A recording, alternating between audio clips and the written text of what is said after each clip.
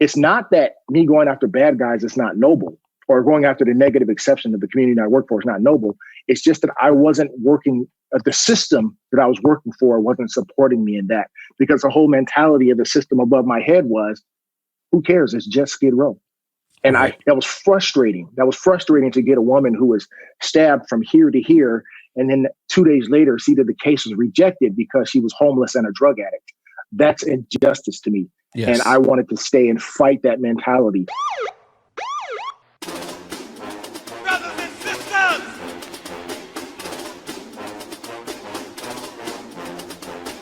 brothers and sisters, I don't know what this world is coming to.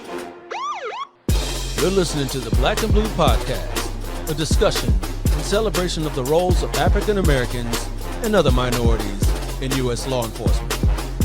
Your host on the Black and Blue Podcast is Dale Peters, a law enforcement professional with over 20 years experience in the business. Hop on board this Black and Blue train of interviews, current events, and pop culture conversations. So get ready. The Black and Blue Podcast is coming at you right now. All right, ladies and gentlemen, welcome back to the interrogation room. My name is Dale. I'm the host of the Black and Blue Podcast. I really appreciate each and every last one of you joining me here today, because I got a really special guest for you. My man coming up here is a senior lead officer for one of the largest police departments in the nation. Aside from that, he is also a motivational speaker, a mentor, a community policing expert, a homeless advocate, and he recently added the title of author to his resume. Please help me welcome in Deon Joseph. What's good, Blue fam? How's everybody doing out there? We good. I'm good. Yeah, we good. Well, thanks for having me. I appreciate it, brother. Absolutely. So what's good with you? How's things out there with you? It's rough out here in Cali, man. I can tell you that much. Yeah. I mean, we're dealing with all this COVID-19 stuff going on right now. Are you quarantined in the house now, or? Well, I'm trying to stay away from it as much as I can, but I can't. It's kind of tough in our business. With our job, and I work with the homeless directly, so we're in cold Corona mode. I'll put it like that. And it's really tough. Yeah. And plus, the change in laws really have tied our hands in keeping people safe, and it's really sad. But we'll find our way through it. Yeah. I mean, schools are closing, everything's closing, so you got enough food and water and toilet paper, right? All right, cool. All right. That's the thing, man. The funny thing is, everybody went out and they grabbed all the toilet paper, but what they really need is soap. There's soap all on the shelves, right? But people running around with nasty hands touching on each other, right? But their butts are gonna be clean. And now I can't find one roll for myself, so it is what it is. It is what it is, man. Get that. That's hysteria. Get that astringent, the alcohol and all that stuff on your hands. We got to be clean. So. All right. So, Officer Deon Joseph, what do you do for your department? Well, I'm a lead officer. My primary job is kind of a liaison between the community and my captain or my division, and come up with creative crime fighting strategies to kind of reduce fear and crime. But the most important thing I do is try to build relationships with a community that's been indoctrinated to fear and hate law enforcement for years. Mm-hmm. And I've become pretty successful at it. It took a while to make that happen, but I had to incorporate some things from my upbringing to make that happen, because I police in a Black community, and I was them, right. So I had to come from that understanding and let them see who I was, not just what I did for a living. And the relationship I have with them now is like family. So I love my job. I've been doing it 15 years. I helped reduce crime 18% at one point, pretty much single-handedly. And then years later, with a lot of help from wonderful officers who really did a bang-up job for making Skid Row safe for the first time in a long time. Mm-hmm. But we've lost a lot of that. We lost gains there due to the change in laws. But the one thing they can never, ever take away from me is the relationship, the family relationship I have with the Skid Row community. I love them like family, and they love me too. All right. Great. Yeah. Skid Row, I mean, that's a pretty famous area across the nation. Everyone knows about Skid Row. How large, as far as an area, is Skid Row, for those of us that don't know? Well, it's about 50 blocks, and it's very tight. You ever been to Washington, D.C. and see how small those streets are? Yeah. Skid Row's kind of the same way, but it's 50 blocks, within 4.5 miles of territory that we police. But in that area, they account for sometimes 40 to even sometimes, depending on the season, 60% of all the crime in the area. Yeah. And the population is primarily African American. Then you have Hispanic, and then you have other. What's unique about Skid Row is it's a recovery zone. I call it a recovery zone because there's hope on every corner. There's 108 programs, whether it's a shelter, whether it's a mental health facility, whether it's domestic violence, alcohol, drug counseling. The problem is because it's so centralized and localized, and its close proximity to other locations like Watts, South LA, Compton, Pasadena, Inglewood, it tends to attract not only the disenfranchised people who desperately need help, but it also attracts the criminal element that knows that they're there. Yes. And they descend upon Skid Row by the hundreds and keep them on an endless spiral of addiction through selling them drugs, keeping them in debt, and keeping them from recovering and getting back to their families and on their feet. So it's a challenge. We have to deal with a lot of dynamics down there. Yeah. Okay. How long have you been doing that? I've been in Skid Row for 23 of my 25-year career. And didn't want to be there at first. Like when I first came on my department, I was in a place called Venice, and that's beautiful. You got palm trees, beautiful ladies on Sunday afternoon. You got great eating spots, and who'd want to leave that? Nobody. But I had to wheel out. My probation was up, and they gave me 3 choices, and I chose the division I'm at now. Well, that's one of them. And my training officer pulled over the car and said, "You did what?" I said, "Yeah, downtown, sir." And he goes, "Oh man, you got to wear a body condom to work there, man. The people are nasty, smelly. They got needles in their pocket. Yep. They're dirty. There's no place to eat. And then 2 things you need to know about me is, one, at the time I was a germaphobe, and second, I love to eat. I'm a big dude. So I went to, but I'm also a man of faith. So I went home and prayed. I said, God, don't send me to this godforsaken place called Skid Row. And sure enough, he didn't answer my prayer, and it was for a reason. My calling was there. I didn't realize it until several months into it, but my calling was there, and I never left with the exception of 1 year to go work with children in South LA and came back. Okay. All right. And you said you've been with your department how long? 25 years this year. 25 years. Wow. Congratulations on 25 years. How much longer you got? Well, I was thinking about doing another 5 because things are going pretty good on the off-duty side. But, sometimes you got to look. They have a great retirement program, so I might stick around a little longer and get those medical benefits. So who knows? We'll see. All right. Yeah. So what attracted you to, law enforcement and your department in particular when you got into the job? I wasn't attracted to police work at all. Like every I won't say everybody, I'll speak for myself. I was indoctrinated to hate and fear law enforcement. And I say indoctrinated because I think it's appropriate. When I was a young man, my favorite rap groups were Public Enemy, NWA, KRS-One. Yes, F the Police was playing in my Nissan Sentra. Yep. Like I was in the heart of the Rodney King incident. Yep. I was protesting, and the media also played a part, playing the Rodney King incident over and over again, Dalton Street, and a couple of incidents that happened in my city, in Long Beach. They kept playing the negative over and over again, and it started shaping my views and my friends. I couldn't find one African American who had a good thing to say about police, except for 2 people. Right. I had an uncle and a friend who, when I was out of work because our family business closed down, I put my name in so many hats, and I thought, hey, I'm a good guy. I've never committed a crime. My credit's good. Why can't I get hired? And they said, hey, why don't you put your name in hat? This department is hiring. I said, what? That department? No, the one that was on TV, been on TV for the last 3 years? Oh, hell no, not that one. That's that crap I don't do right there, right? Yeah. And they said, no, man, you met a really fly girl. You want to take care of her, man? It's a good job. So I put my name in the hat and prayed they wouldn't call me. And sure enough, out of all the jobs I applied for, it was the police department that called me, and I was like, oh, man, for real. And I found that the only thing that separates me from other African Americans is that I was brave enough to see the other side. That's it. I'm not different. There are a lot of African Americans who want to think that I'm different because now I wear a uniform as a job or a career, but I'm not different. It's just I got on the other side and saw that 90% of the officers, whether they were Black, white, Hispanic, gay, straight, Christian, Jewish, atheists, were decent people. In fact, they were a microcosm of society. And what I mean by that is the majority of Americans from all those demographics are decent people. And if you don't believe that, please get off social media for a day or two and step outside your home. Most people are decent from all of those walks of life. But there's always going to be that negative exception that rears their ugly heads, is always on the 6 o'clock news, making us think the world is a rolling dumpster fire in a dry forest. And police departments are the same way, because where do they get their people? From the American public. But I promise you, if you're listening to me, listen, brothers and sisters, the vast majority of police officers I've worked with over the years, and I've worked with about 1,200 in 3 different divisions, they don't hate you. They're not out to get you. I've been in many locker rooms, and I've never heard one cop say, let's see how many N-words we can go out there and get today. Let's see how many unarmed black people we can go kill today. Right. I've never heard that. And they're just human beings doing an incredibly tough job. And there's a lot of layers that don't get talked about that would explain why we're inserting one community more than the other. But we have to start telling that truth, or we're going to be drowned out by those with an agenda.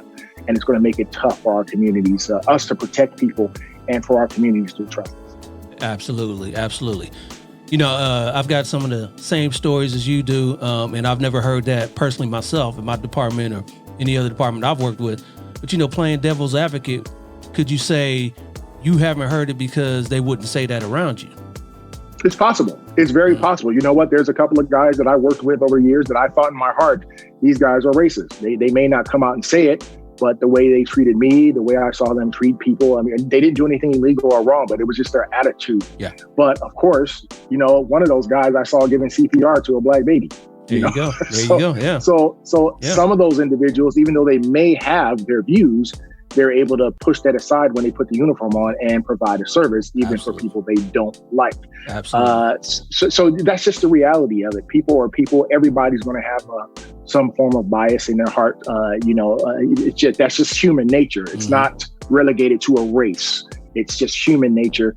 And there are cops who have problems with Republicans. There are cops who have problems with Democrats. But I always say this, look, how I was able to be successful at building relationship with this.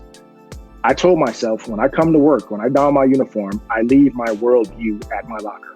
And as soon as I put my uniform on, look, I'm a born again Christian. I'm going to love Christ till the casket drops. But if a Muslim, a Jewish person, even a devil worshiper, if they come to me for my help, it is my duty to go above and beyond and help them as if I would help a fellow Christian. I am straight as a bone. Let me find out you hurt somebody from the LGBTQ community. You're going to have a 250-pound legal problem on your hands. If you're undocumented, look, I'm a proud American citizen. God bless America. I'm proud of this country. Look, got a long ways to go still. I get it. But I still love this country and the concept of it. But if you hurt somebody who's undocumented and you hang deportation over the head, it's my job to come and tell you, look, I'm not going to deport you. I want to help you. I want to help get the guy who sexually assaulted you or who's beating you or abusing your children. And that's my job to say that. So that's how I see police work. Absolutely. Amen. Amen. So, we're talking about you and all these other people out here that you want to help. You got family as well, too, that you'd like to help, too, right? Yeah, absolutely. That's like, we're not robots who were let out of a box and wound up and programmed to go engage in systematic racism. That's not true. We're humans. And I have a beautiful family. I have a beautiful wife, my beautiful black queen, Deon Joseph. She is my heart, she's my world, she's my everything. I couldn't even do what I've done in 5 years without her being a shoulder to lean on, sometimes cry on. A lot of cops, no matter what color you are, don't have that. I have that. And I have 3 of the most beautiful black sons, any sons, period, that anybody can have. I'm proud of them. You know, they can conduct themselves with honor and integrity. And they're just generally good guys. And I'm so blessed. Extremely. I have a twin brother. Who's on a job as well, and multiple beautiful nieces. And I have a beautiful family. I'm blessed. Twin brother, huh? Oh yeah, he's just in better shape and better looking. You know, if he gets paid to work out, I'm just going to be chocolate thunderlicious for a while. You look like you're in pretty good shape, though. I mean, at least yeah. I call it fat sexy. Right? I got to drop about 20. I try to stay sexy enough for the wife. That's sexy enough for her, right? Yeah. You since you say he's a little better shape than you and your brother never try to pull any fast ones. You go work for him, he go work for you. None of that type of stuff. We couldn't get away with our personalities are so. Even in school, I was more of the hood guy, where he was more of the preppy guy. So our personalities, we couldn't play it off. We looked alike.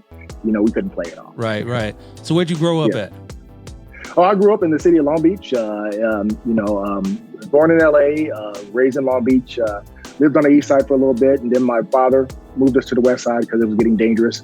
And it's a beautiful city, very diverse. You know, a lot of African Americans, Samoans, Hispanics, and a couple of cool white folks in my blog. You know, it was a really good place to grow up. Yeah. It was not what everybody says. I know if you listen to West Coast rap, it's like the gangster capital of the world. Look, yeah, we had it. I had my share of gangbangers and stuff like that I had to deal with, but for the most part, it was a beautiful city. Yeah. I love Long Beach myself. So we go down there a lot. Still got friends and family out there too. So yeah, I love Long Beach. Love it. Oh yeah. So did you play any sports out there in high school? I went out for the wrestling team and the football team and ended up catching meningitis, which basically almost took me out. So there went that career. I love to wrestle. I love fighting, you know, but that was it. So I was just a student. I tried my hand at rapping back when I was a kid. You know, I love hip hop. You know, but so hence I'm a cop now. There's the end of that story. But I guess I wasn't that good at it. But you know, I just love life, man. I was just an average young African American male just trying to make it. Yeah. You ever still try your hand at rapping now, a little freestyling, or? No. Those days are gone, man. No, I'm not gonna sit here and embarrass myself. Man, but come on, now. I do like songwriting. I write songs. I used to write poems, and now, like I said, I'm writing books now. So those are some of my favorite hobbies. I love working out. Love watching my Lakers and playing basketball. I'm not good at basketball, but I like playing. Yeah. I can coach basketball, but I can't play it to save my life. All right. Well, you know. So those are some of my hobbies. Yeah, you know, so long as you know tactics and, you know, all that type of stuff, you know, you can, plays and the way to, you know, insert your personnel and all that type of stuff. Yeah, you could be a great coach, motivational, you know how to inspire people. That's all you need to be able to be a good coach. So it's all good. But my defense is on point. Yeah, the defense is on point. Yeah. You ain't getting by me. Right. So in your department, in your position, is that an actual position where you work actually in community policing, or is it just, are you on patrol, or what are you doing? Yes, it's everything. It's a unique job where you do everything. You respond to calls. You have meetings with the communities to build trust. You sit down and come up with creative crime fighting strategies. It's really a unique position, and it gives you time to do all that. You know, if I was just a radio call officer, I wouldn't have the time to really stop and build those bridges of trust. But in my position, I have time to do a whole lot of things to make an impact on how we relate to our community. Right. Yeah. Okay. And so you've been in this you call it a specialty? That's what we call it in my department. Is that what you guys call it? It's a specialized position. Yeah. Okay. And how long you been doing that? 15 years. 15 years. Oh, wow. When I first got the spot, it was weird. I'm still a crime control advocate. I don't care what anybody says. We need crime control, plus community policing. Well, we're not going to change the world or make people safe with community policing. Because if we do it with community policing alone, you're just going to have a whole bunch of people who love the cops, but still getting their heads blown off when they walk down the street by gang members and criminals. Right. Okay. Before I became a senior lead officer, my nickname was RoboCop. I had many names when I first got to downtown. Okay. I had RoboCop. Of course, I got the other ones like House Negro, Sambo, and all that stuff. Yeah. But then as people come to respect you, you start getting these funny nicknames. It was Officer Tight Shirt, Male Stripper, Big Swole, and then RoboCop, because like I said, every day you couldn't get away from me. It's like I'm just opening my car door and drug dealers and violent criminals and just stuffing them in. Yeah. And I knew what I was doing was noble and right because it came from a righteous place. But the optics from the community was I was just arresting their friends, and I didn't stop to explain why I was doing it, even though I loved the community back then just as much as I do now. Right. So then when I became a senior lead officer, that was 2005, I'm thinking, nobody gave me an instruction manual on how to be a senior lead officer. They just said, get out there and go bring crime down in Skid Row. I'm like, really? Oh, okay. So I went out there and tried to do the same things I did before. I arrested everybody and their play cousin, and nothing. I looked back and I said, you know what? Nothing's changing, because it's not that me going after bad guys is not noble, or going after the negative exception of the community I work for is not noble. It's just that I wasn't working, the system that I was working for wasn't supporting me in that, because the whole mentality of the system above my head was, who cares? It's just Skid Row. And that was frustrating. That was frustrating to get a woman who was stabbed from here to here, and then 2 days later see that the case was rejected because she was homeless and a drug addict. That's injustice to me. Yes. And I wanted to stay and fight that mentality. So what I did was I changed my tactic and I developed what's called the sit down technique. Instead of arresting anybody, I decided to just sit right there and be there for my community. Like I would take the most drug infested block, park a van there, walk the beat, and drug dealers would literally come up to me, Joseph, isn't it time for you to go home yet? And I would just say, brother, I am home. Yeah. You better get to stepping. Yep. And what you end up finding out is there's a silent majority, even in some of the most violent communities out there.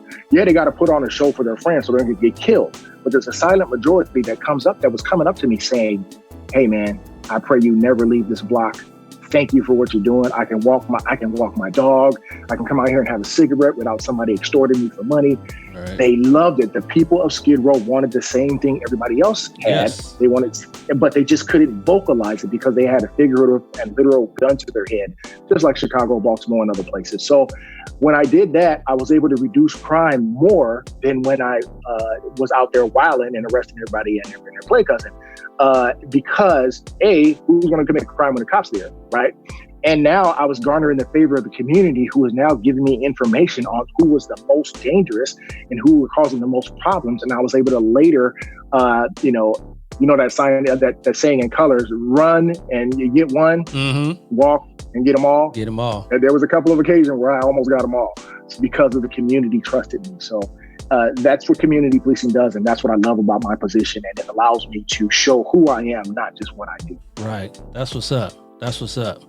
So what's the most challenging part of working down there in the community that you got to work with? You've been there for a long time, so, you've garnered a lot of trust among them. But, starting out, I'm sure that it wasn't that easy and it wasn't, fruitful at first. But, you had to get out there and pound the pavement and actually speak to people. What's the challenging part nowadays for you? Well, nowadays it's the system, a broken system. The system was already broken before, but now I feel like it's broken beyond repair. I mean, let's look at mental health. Skid Row is the mental health capital of the United States of America right now. And we have so many individuals who should be in long-term care.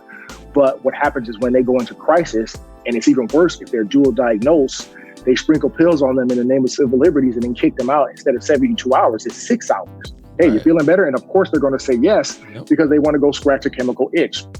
And then they go out, and that's when they become a police problem. Being paranoid schizophrenic is not a crime. Being bipolar is not a crime. Being manic, none of these things are crimes. But when those things meet spice, methamphetamine, crack cocaine, and yes, even marijuana, it can have disastrous consequences for them and the community. And that's when us, you, me, the tip of the spear, have to come and be problem solvers for a situation the system was supposed to solve a long time ago. We're talking about our own political leaders falling for a narrative that we should just slap criminals on the wrist and they'll get better on their own. They'll do good on their own.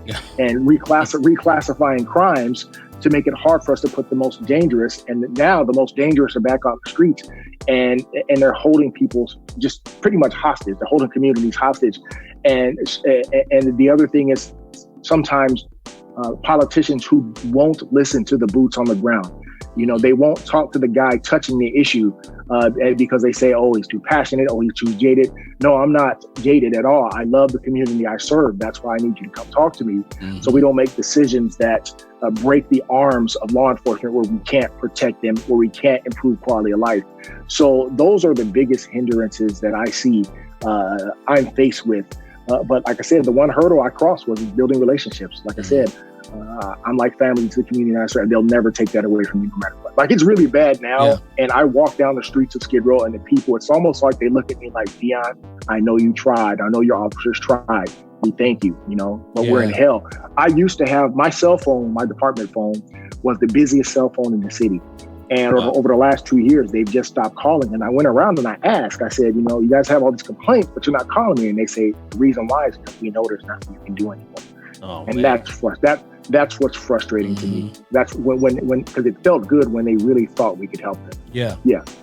And on that note, what sort of success stories can you talk about? Anyone gotten out of Skid Row, based on some things that you've done over the years? Oh, absolutely. I have this saying. I said, if you want people to change, you have to create an environment conducive to that. so the influence of the decent people, the service providers, can have a stronger influence over the community than the Crips and the Bloods and the loan sharks and the hustlers and the human traffickers. Right. And that's my saying, and I live by that mantra. So my mission was to create that environment by making sure that the sidewalks were clear, to make sure no one was sleeping on the sidewalk until 9 o'clock, to make sure that drug dealers couldn't be near drug programs. And when I did that, I discovered that there were individuals who wanted to change. Don't just marginalize or throw away crack addicts or heroin or drug addicts, period. There are some that actually want to change. They just need a better environment. So when I gave them that environment, they had a sober place to make a better decision. And a lot of them said, Joseph, can you help me get housing? And over 10 years, I housed 150 homeless people, whether it be emergency housing, transitional housing, and some of them in permanent housing. I got people in drug programs, in shelters. It was just a beautiful thing. And they trusted a law enforcement officer to do that for them. And I made those connections with service providers and built those friendships where I was able to be kind of a light in a dark place to people. So I was able to mentor children. I have a program I created through my department called the Just Like You Mentor Program. Okay. And that program started in 2006 from me just kind of going to the missions to do the old patronizing thing, right? Hey, little Billy, what do you want to be when you grow up? Oh, a firefighter. What do you want to be? I did the old, hey, let's face paint, woo, woo, woo, and take a picture of it. Okay. And then there was one 12-year-old girl at that meeting out of 25 kids, and she was looking out the window eastbound, and she wasn't paying attention. And of course, I was offended by that. I said, young lady, the party's over here. What do you want to be when you grow up? And she looked out the window and she said, I don't know. If you guys don't fix what's happening here, I'm probably going to end up like these people I see on the sidewalk. She was 12. Wow. 12-year-old beautiful black girl saw no hope in her life. And I ran to the station. I was in tears. I had to let my partners handle it. And I came up with the idea of the Just Like You program. Let's find people who are just like them, who've been through things, who've been in foster care, who've been homeless, but who somehow turned their lives around. And all I do is come and show up for 15 minutes and tell you, I love you with all my heart, so they can see beyond my badge. So that program worked, and it's still in effect. And then the most important one that I love the most is Ladies Night. I have a huge heart for women. In Skid Row, women make up 40% of the Skid Row population, but 2/3 of them have been victims of sexual assault, horrible sexual assaults, twice. So I came up with a program called Ladies Night in October of 2008. Now, it was birthed in my heart in 1999 when I was an undercover officer in Skid Row, where I saw a prostitute I hate the word prostitute, I say sex worker, a sex worker who I've been trying to get for weeks. And I put on my preacher costume and I went out there and said, girl, let me lay hands on you. Sure enough, right. She comes to the window. She said, what's up, Big Daddy? And her lips split, her eyes swollen, and dress is torn, and she's bleeding between the legs. And I said, oh my God. I broke my cover. I said, ma'am, I'm a police officer. Let me help you. And because she was told she was going to be a snitch, she was told that, if you go to the police, they're going to arrest you because you were a sex worker and you were raped. I mean, you had gangsters, you had their Johns, and you even had advocates telling them this. Don't go to the police if you're raped. So I didn't know what to do then. But in October of 2008, when I got the star, I said, I'm going to create a program called Ladies Night. So a lot of ladies were complaining to me about being touched in their sleep on the street, raped. Women were waking up with semen on their back and their buttocks hurting. And I said, so I'm going to do Ladies Night. So we took over one of the centers in Skid Row. Now, I set out about 50 chairs, only expecting 15 women to show up. But because of the relationships I built over the last 3 years prior, guess what? 175 homeless women came to their first Ladies Night. Yes. That was incredible. And what I love about how I operate is I give them my best. You know, I had pizza there. I had city councilmen there. I had district attorneys there. Everybody there to explain that, hey, if you're a victim, if you're a drug addict, you can come. If you're a sex worker, you can come. If you're undocumented, you can come. Now, here's the beauty of it, and I'll end it here. 2 years later, 3 of the women who came to my Ladies Night seminar, where we also taught them self-defense too, they were sexually assaulted by a serial taxi cab rapist. And those 3 women came forward because of Ladies Night, and we put him away for the rest of his life. Oh, yeah. So that's how community policing works. You know, sometimes you got to show them who you are, not just what you do. They need to hear from us that we care. For sure, man. That's what's up. I love hearing stories like that. I love that. Good job on that. Thanks, brother. So on your department, I know we were talking earlier about, you didn't want to be an officer because you know what you had seen prior to it, being a young black man out on the street. You seen any changes in your department or law enforcement in general for, officers of color throughout your career? Well, as far as officers' relationship with communities, absolutely it's changed. I know if we turn on the TV and look at the media's job is to put the most sensational story out there, period, Mm-hmm. And that's what's going to get the ratings, and that's what's going to guide people to a certain thought. But the reality is, this is not the same department I joined 25 years ago. Right. And 25 years ago, it was a different mentality. Go crush crime, don't build relationships, just get the bad guy. And over time, that's changed. I remember joining the police academy. Prior to that, my family was telling me, oh, they're going to teach you to hate your own people. You're going to get called the N-word day one. I went to the police academy, and for 7 months, I learned more about human relations than how to keep my head from being blown off in the street. Like, I literally know more Spanish than how to protect myself, Okay. And I was surprised at how I was able on my department to express myself freely about how the Black community felt. Mm-hmm. And my white counterparts were kind of like, oh my God, it's not that they're racist. It's a lot of them are just racially ignorant. They don't understand.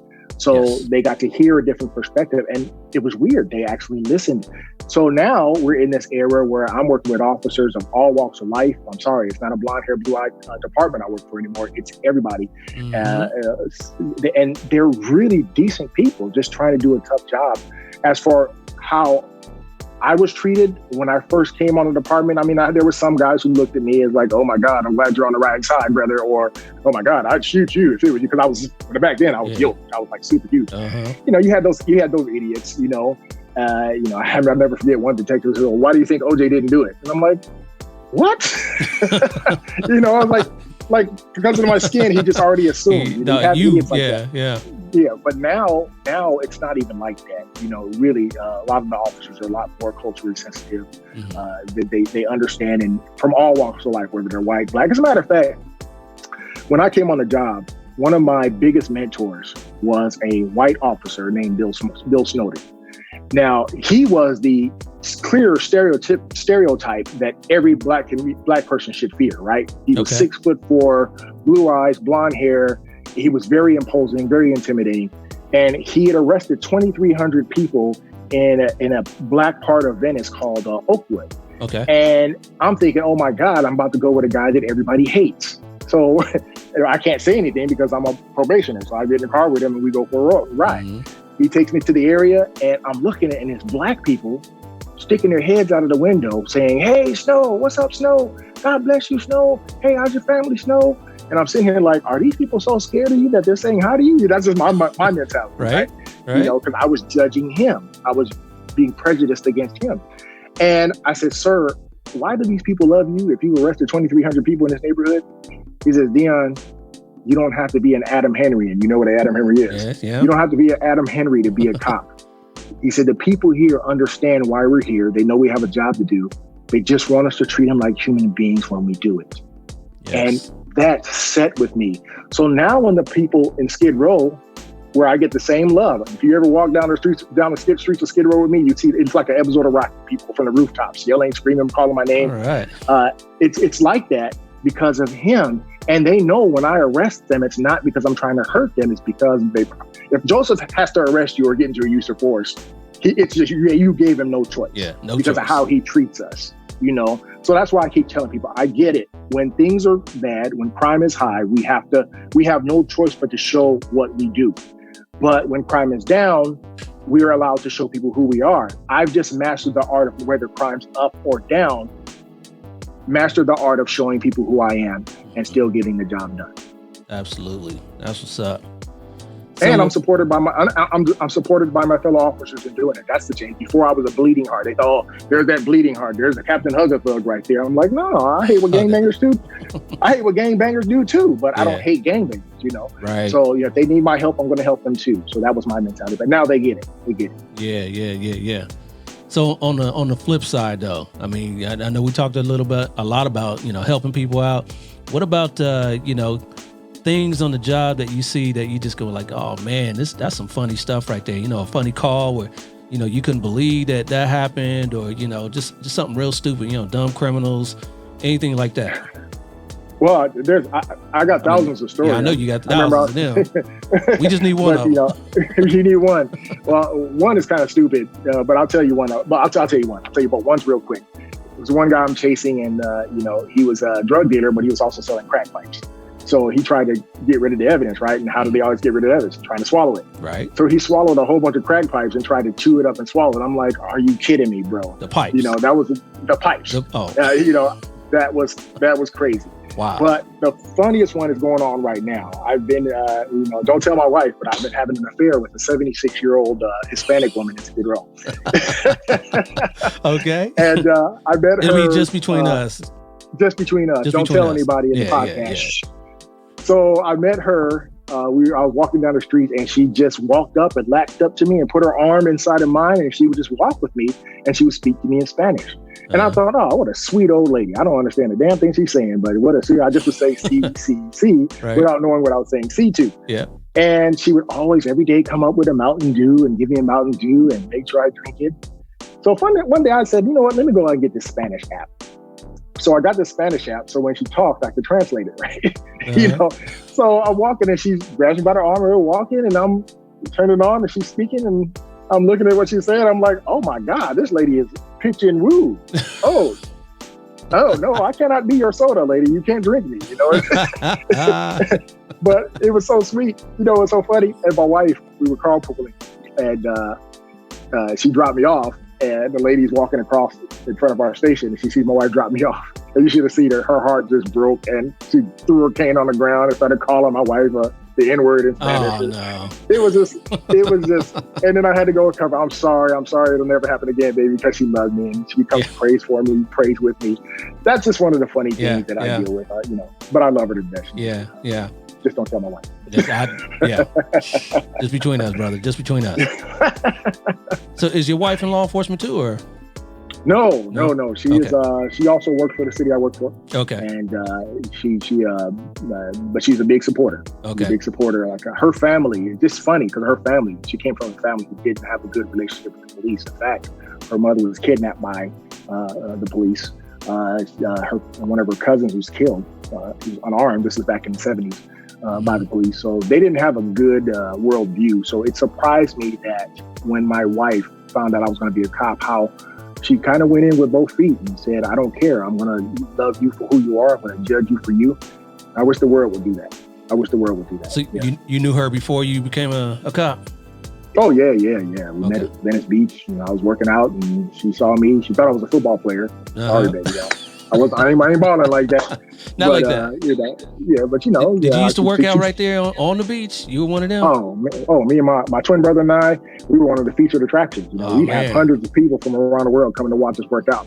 And my wife just happened to be the one to take me down. You're going to have to send me one of those pictures so I can put that up.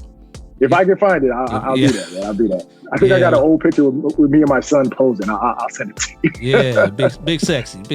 Yeah. What about your kids? Any of them interested in what you and your brother do? One of them wants to be a police officer. Now, me personally, because of the times we're living in, I'm kind of leery about it. I'm hoping he wants to be a firefighter. But I'm not going to stop them. Hey, they say they rescue kids. Everybody loves a firefighter. They look good on calendars, man. But if that's his dream, I'm going to support him in it. And I remember talking to a deputy chief of mine recently. I said, "Your son just came on the job." I said, "Sir, how do you sleep at night knowing your son is becoming a police officer in this age?" And he says, "Look, they're not going to know any different. This is their era. They're going to learn about this era." So that's how I think. And when he put it like that, it made perfect sense. Yeah. My son's not going to know about the good old days where we were able to fight crime. He's going to know about today, and he's going to have to figure out how to fight crime in this era. And I think that gave me a great comfort. So I support him. I'm proud of him, and he really wants to do it. So yeah, he does. All right. So earlier we talked about where do you see yourself? How much longer you got on the job? You said maybe 5 years. What's the plan maybe after that? Well, the plan is really to build on what I'm doing right now. Like I said, I have 2 books out, Stepping Across the Line, Volume 1, which I'm really pushing, and it's doing surprisingly well without me really getting out there and promoting it. But it's really doing well. Everybody that's read it, they say it's a real page. You got a copy that handy? You can show that to us? Yeah, bam. Yeah, that's it right there. Stepping Across the Line, Volume 1. And this is especially, I want this book for young African Americans to read so they can see the journey of a Black man who became a police officer and didn't lose who he was. Mm-hmm. I brought my faith. I brought my beautiful Blackness. I brought my upbringing all the way into my job. And I didn't sacrifice anything. And how I came to Skid Row and how the journey of me falling in love with the community and the realities of homelessness. And it's called Stepping Across the Line, Volume 1. You can get it on my website at deonjoseph.org, or you can get it on Amazon. Yeah. All right. Other things I might want to do, like everybody keeps telling me to run for politics. The guy's going to have to tell me himself, because politics is a nasty game. It is. But we do need integrity right now in our politics. It's too polarized, and I don't want to be put in a box of right or left. I want to be that centered guy who comes in and says, this is the right thing to do, even if it makes you uncomfortable or even if it's not popular, for the greater good of all. So I'm thinking about politics maybe in 5 years or so. Yeah. Now, are you a resident of the department you work for? Unfortunately, no. I'm like right there on the border. Okay. I was born there, but being born there doesn't count. Right. Okay. Yeah, I was just saying, where would you run? Would you be looking at, the city where you work for, Long Beach, another city? Yeah, probably the city where I am. Mm-hmm. But something is urging me to go higher. You know, something urging me to go way higher. I can't say what that is. One person telling me Governor Joseph. I'm like, okay. But then I'm thinking, why not? Why not? Because at lower levels, I don't see them getting anything done. There's just too much red tape. The only way you could do something about a situation is to get the top spot. And so that's where I'm looking at. Maybe Senate, maybe Congress, or maybe, who knows? Who knows? But, or maybe even the governor's seat. I don't know. Well. But I'll leave it to God, and I'll let him make that decision. Do you have any contacts in the political arena? Oh, I do. I actually do. I have some a wonderful city council person I talk to now all the time. Okay. And she's really great. And she's been encouraging, people from, I've taken commissioners out, congressmen out on walking tours of Skid Row, county supervisors. And, once they hear the truth from their boots on the ground, I love how receptive they are. So I always think, imagine what I could do if I did have that influence to bring the truth to power, like I really want to. I think that would really, really make a difference in solving homelessness, whether it's solving homelessness or the mental health crisis or fighting crime. I think that would be really great. Yeah. Going back to Skid Row and your successes there, have you had anybody that you helped years ago come back and say, hey, Officer Joseph, Deon, I'm doing well now. I got, a kid now. I'm working. I went to school. Anything like that? Oh, absolutely. I have several cases like that. There's a young lady who was being terrorized by gang members in Skid Row, and I was able to help get her housing and help get her off the streets, and now she's thriving. I have another young lady who I met her when she was 11 years old, and she wanted to be an actress, and I tried to help her with that through through Facebook videos, and now she's actually doing spots in TV shows and commercials, and now she's living in Las Vegas. And another lady who I helped, one of the survivors of the taxi cab rapist, who now moved out, and she's doing great in Missouri. She's been drug-free for 8 years, and I love when they call me back. They literally call me all the time and check on me and see how I'm doing. And the funny thing is, even on Facebook, I have a whole lot of people who are friends from Skid Row. Now that's odd. Most cops wouldn't do that. But once again, I became like family to them. So why wouldn't I? That means I'm being fake. That means I'm being nice to you in the streets, but then I want to cut you off. No, I want to remain open to the people I serve. And I know that's risky, but it's working. It's working for me. Yeah. So, wow. I mean, they're actually on your Facebook and they can see you and your kids and your family and all that. Yeah. Wow. And I know that's not something I would advise, but for the last, but since 2009, it's been working for me. There's been no issues, and it's really I just love hearing how they're progressing in life, and they love just seeing me and who I am as a man. Yeah, and I'm willing to open myself up to that, because we need to humanize ourselves as law enforcement, because there's so many people working hard to dehumanize or engage in demagoguery against us. That has to change. We have to open ourselves up to it a bit. Yeah. All right. Wow. Well, man, I appreciate all that you do out there on Skid Row and helping the community out there. I mean, you're doing a lot of good work. I'm gonna have to pick up that book and see what you got inside. You said that was your second book. What was the first one? Well, the first one was called A Diary of a Skid Row Cop. Now, this is more of a coffee table book that I created just at the urging of friends who love my stories about Skid Row. Okay. So I kind of put together like a diary of things that I see every day on and off duty. Some of it's lighthearted, some of it's sweet. But the one that's important to my baby right here is this. This is volume 1. Volume 2 is coming. It's in the works. But volume 1, if you see this book right here, look at that. Big sexy guy in our cover right there. Yeah. That's the one I really want people to read to get an understanding of what I want to humanize cops. I want to humanize people of faith, and I want to humanize the homeless at the same time, so we can stop trying to address these issues in a political way, which is really creating a wider chasm than ever before. Mm-hmm. You talk about you're a man of faith. Are you a pastor or anything in your church? No. Hey, you know what? If I get called to preach, God is going to have to tell me himself in person. Okay. I cuss too much. I curse too much. I'm proud of myself for not cursing here. Right. But no, but I do believe you don't have to be a pastor to minister. No, of course. I don't police in the name of Jesus Christ. I'm not allowed to do that. But I do feel like I police in a way that pleases my Father in heaven when I do this for the quote unquote least of these. Now, when you say that, it sounds like I'm saying that poor people, Black people, homeless people are least. That's not true. I think what that verse is really telling us is that to do this for who the whole world sees as the least of these. God wants to see you treat Jenny on the corner of 5th and St. Julian in a tent. He wants to see you treat her as good as you would treat Kim Kardashian. Right. And that's how I see that verse, and that's how I've carried myself. And so that's where I feel like my ministry is. Just be a light in a dark place. Yeah. I always say this, my badge and gun will never, ever be the tools I use to build relationships with the communities and the people I serve. Yep. But my heart, my faith, and my love for mankind will always be my unyielding dogs of war. And I lived by that mantra for 15 years, and it works for me. It just works for me. Absolutely. Yes, sir. All right. So, your Instagram and your Facebook and your Twitter and your website, let's get that out for the people so they can follow you and see what kind of good work you're doing out there. We got your IG is at Officer Deon Joseph. Is that correct? Yes, sir. Yes, sir. That's right. Twitter is at Officer Deon Joseph. Officer is OFCR Deon Joseph. And I'm going to flash these graphics up on the screen for you. Facebook is also Officer Deon Joseph. And you got a website too, deonjoseph.org.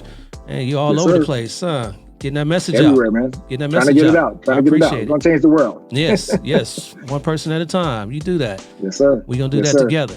All right. So before we get out of here, I like to play a little game with my guests, get them out on a high note, on a light note here.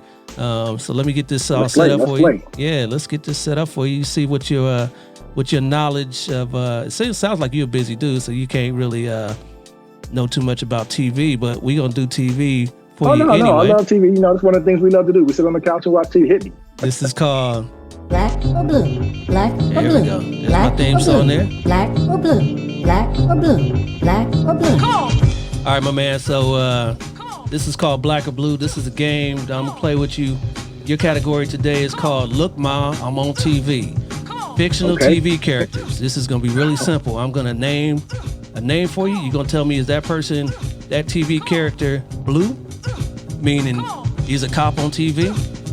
Is he black? Meaning is he a black character on TV? Or is he black and blue? Meaning he's a black cop on TV. All right? That's pretty simple. So if I were to say James Evans, you would say that's black. That's black, right? So that's James Evans from Good Times, all right? So you got that pretty much, all right? So let's do this. Mm-hmm. All right, your first one here is Frank Columbo. Frank Columbo. Blue. I don't even understand why Victoria would want to kill you. Can you think of a reason? Frank Columbo. Come on now. Frank Columbo, played by Peter Falk at the show Columbo. Your next one is T.J. Hooker. T.J. Hooker. Oh, that's blue. That is blue. I know your leg is gone, but did they cut out your guts too? Why you? Yes, Sergeant T.J. Hooker, played by William Shatner. Always jumping over a car. You know, I haven't Yeah. jumped over a car in 25 years. That's just Right. crazy. Yeah, he used to throw his, there you go, he's using his baton in that picture there, but yeah, he used to like throw his baton at people's bikes and trip out the tires and all that. Yeah, he has Yeah, skills. that might get us in trouble nowadays. Yeah, no doubt. Your next one, Carl Winslow. Oh, that's Black and Blue. Black and Blue. Yes. Evening, guys. Hello.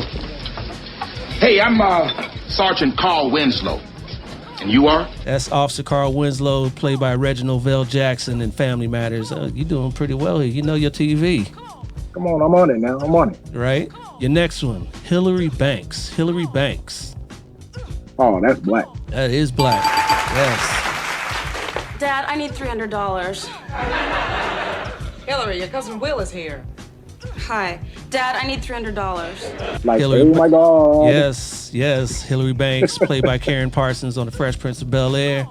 Your next one here. Oh, I had a crush on her when I was a kid. I had a crush on Then her. we all. Did we all? Anita Van Buren. Ooh, you got me stuck there. But I'm going to say Black and Blue. I don't know why. Oh, you guessed right, man.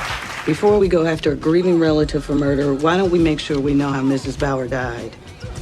That's Lieutenant Van Buren from played by S. Apatha Murkison from Law and Order.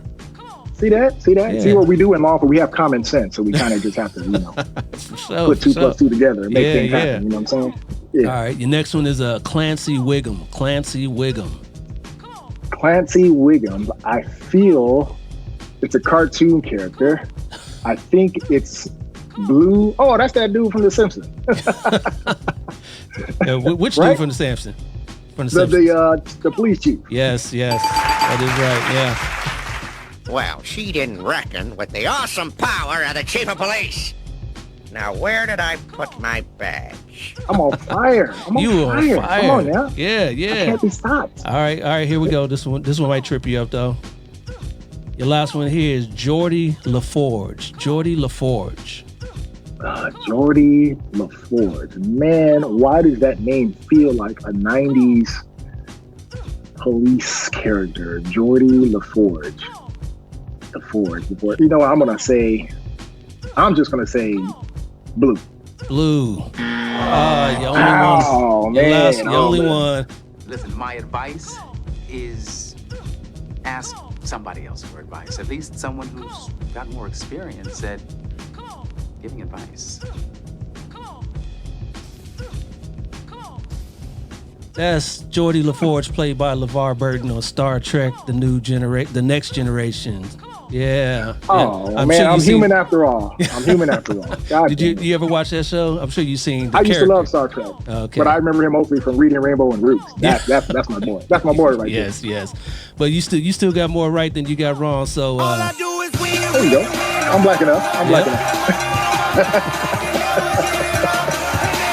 That was cool, man. All right, so let me stop this here. All right, we're back, man. So thanks for playing that game. You were on fire, like you said. You only got one wrong, so yeah, that's all good. You know your TV. You had a little bit of time. Well, most of those were all 90s stuff, So when you had a little bit more time back in the day, you could watch all those shows, right? Yeah, but I appreciate you. I appreciate you. You're doing good work out there. Show people the book again before we get you out of here. There you go. Boom, boom, boom. Right there. All right. That's the book. Hey, and if your agency, if there's agencies out there listening, whoever want me to come and speak to their agencies about community policing, how to build relationships and understand homelessness, hey, I'm willing to fly out and do that. Just go to deonjoseph.org. And if you know any colleges, whoever want me to come out and do the same, talk about homelessness and the relationship to policing, as well as community policing and understanding what that looks like. I'm willing to do that as well. I love doing that. That's one of the most favorite things I do is go to reach the future minds of this great nation. Absolutely. I appreciate you, brother. All right now. God bless you, man. And you be safe out there, man, for real. You too, man. Stay away from that coronavirus. Oh, man, I'm doing that, man. Where's my hand sanitizer, goddamn? All right, brother. You take care, man. Thank you. Thank you. Deuces. All right. That was a great conversation we just had with Deon Joseph. We got a lot of insight of what happens out on Skid Row and things that he's doing to help out the community If you want to learn more, again, go to Deon Joseph. That's DeonJoseph.org to learn more. I'm sure he's got links to all his socials as well, Instagram, Facebook, and Twitter. I'll post these up on the screen. But again, thank you, Officer Joseph. All right, so before I get out of here, Square Pegs, you know what I'm about to do. This is Props for Cops. Give me my props, yo. More than a cop, yo. Till I master hip-hop, I won't stop, yo. Give me my props, yo. More than a cop, yo. Till I master hip-hop, I won't stop, yo. And on the heels of talking with Officer Joseph about homeless outreach, check this out. This story comes to us from the Goldsboro Police Department in North Carolina. A passerby caught this heartwarming scene of Goldsboro PD Officer Michael Rivers having lunch with a homeless woman. Officer Rivers is an 8-year veteran of the Goldsboro Police Department. He first saw the woman earlier that day and spoke to her briefly. Rivers said he always tries to speak to the homeless just to see how they got into their situations. Rivers went on to say, it can happen to any one of us at any given time.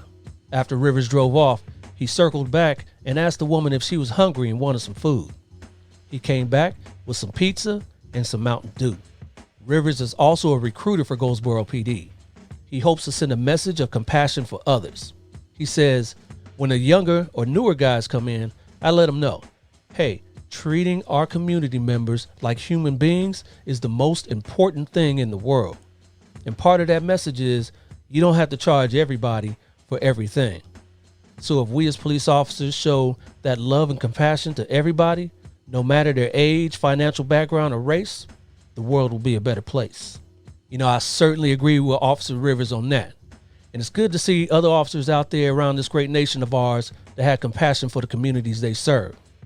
So once again, I want to give props to Officer Michael Rivers of the Goldsboro Police Department for being a shining example of what it means to be a community-oriented police officer. All right, Square Pegs, that's it for this episode of the Black and Blue Podcast. If you enjoyed the episode, be sure to subscribe on Apple, Google, Spotify, iHeartRadio, or any of the other major podcast platforms. Then head over to YouTube and crush those like and subscribe buttons.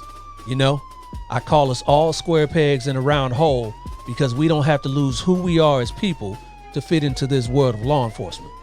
In fact, I think law enforcement needs each and every last one of us to look and sound like the communities we serve. So keep up the good work, Square Pegs, and keep spreading the word about the Black and Blue Podcast to all your family and friends. Check me out on all the socials at Black and Blue US. Well, all of them but TikTok. I haven't quite gone down that road yet, but I'm sure it's coming. But check me out on the website at www.blackandblue.us. I'll be back in 2 weeks with another hard-hitting episode. So till then, you know what to do. Stay black and blue. I'll holla at you. Peace.